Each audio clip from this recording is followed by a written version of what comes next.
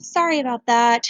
5-minute time limit. Okay, so you're gonna have two parts to this. I'm almost finished. So the first video is 5 minutes, so I'm almost done.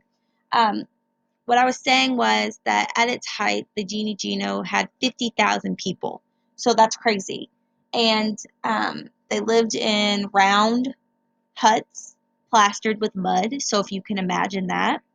Um, they also later built enclosed houses that were made of mud bricks. So mud was very popular. Mud was probably popular because they lived near a water source, so it's easier to use that type of foundation. Um, they fished in the Niger River and they herded cattle and raised rice on the river's fertile floodplain. So there we go.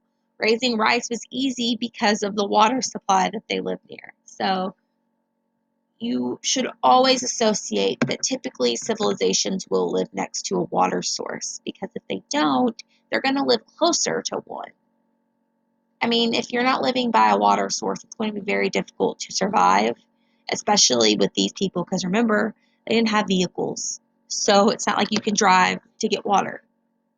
Um, they also learned how to smelt iron, so that's where we um, pull that Iron Age from.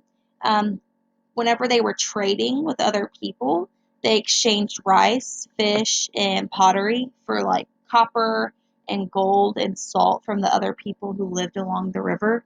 Because remember, we know that people lived in West Africa. So, like the Nok and them people, because you can't live in a desert. So, there's that.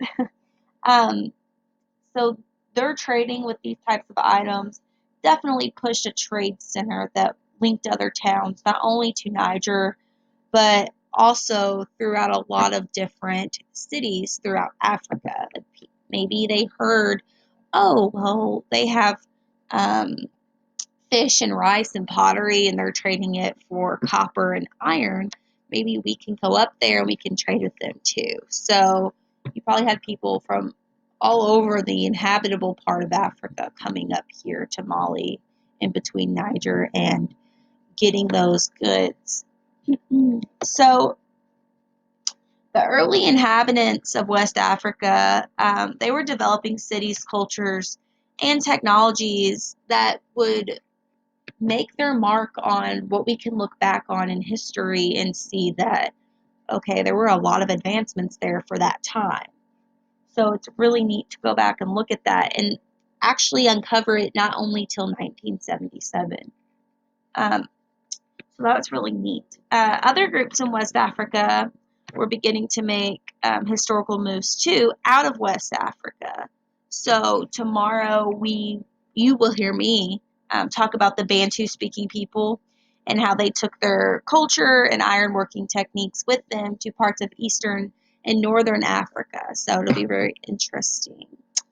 So listen to these two videos. I'm sorry there's two parts, but it will be okay.